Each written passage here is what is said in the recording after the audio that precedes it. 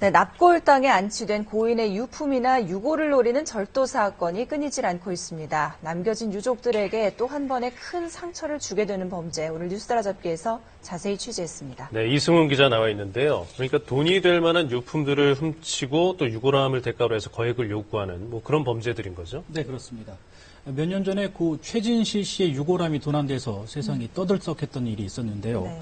이렇게 유골이나 유품을 대상으로 한 절도는 단순히 물건을 훔치는 것을 넘어서 유족들에게 씻을 수 없는 상처를 줄 수밖에 없는 범죄입니다. 네. 최근 경기도의 한 납골 땅에 괴한이 침입해 유골과 함께 보관되어 있던 유품들을 훔쳐 달아났습니다. 납골 땅의 보안 허점을 정확하게 알고 있었습니다. 사건을 따라가 봤습니다.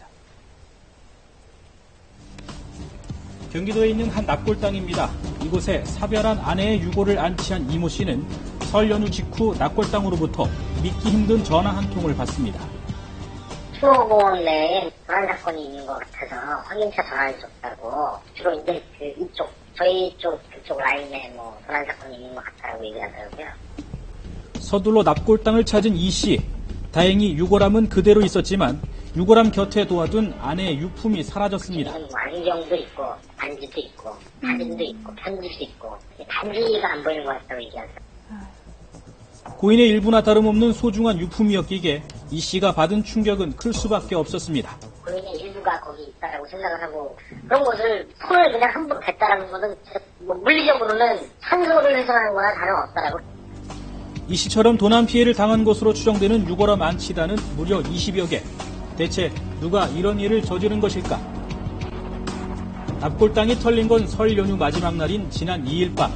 누군가 1층 안치실에 난 유리창을 깨고 내부로 침입했습니다. 때렸죠? 여기 아파트에 박히고 누가 안 내고 여기 주문을 복지 안 지키고 여기로 왔다는 전화를 나가잖아요. 건물 내부에는 보시는 것처럼 CCTV가 곳곳에 설치돼 있었지만 절도범의 모습은 그 어디에도 잡히지 않았습니다. CCTV는 몇 개나 지금 여기 있는 거예요? 110개 정도 있어요. 저희만큼 이렇게 또 캐다 이런 걸 갖고 있거나 하지 않거든요. 근데 그럼에도 불구하고 저희가 이렇게 좀 보안이 뚫린 부분은 저희도 참 안타깝지만 작정하고 들어온 상황이라. 이곳에 있는 유골함 보관실 150곳 가운데 CCTV가 없는 4곳을 정확하게 노린 절도범. 안치단과 벽 사이에 난 좁은 틈새로 이동한 것만 추정될 뿐입니다.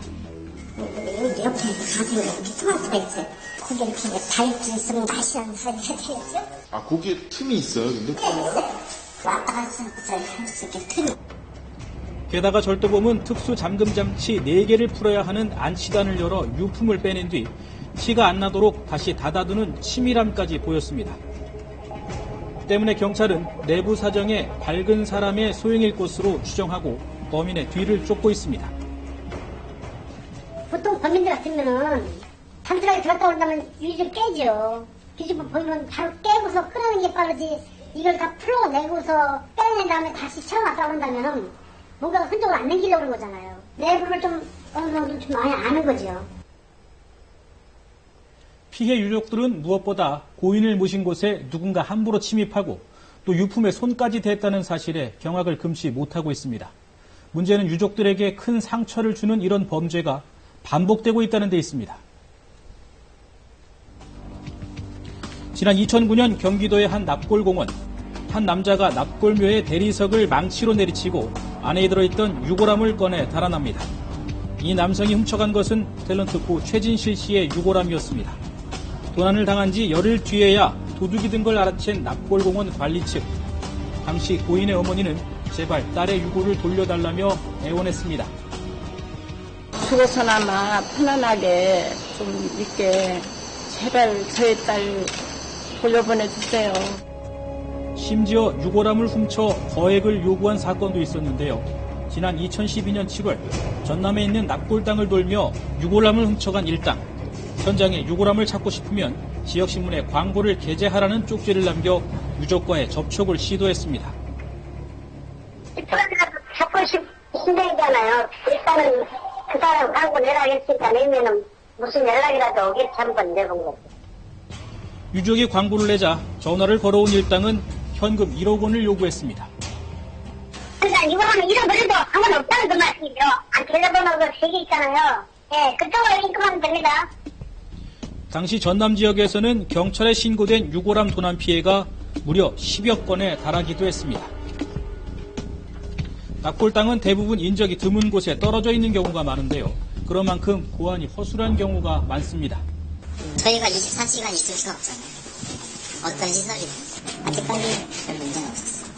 문제 생기거나 이러면 따로 보상은 받을 수 있는 거예요? 보상은 아니면 그런 건 없는 거예요. 여기는 뭐 따로 보안이 더. 네, CCTV. 여기 하나만 있는 거예요, 지금? 여기 안에.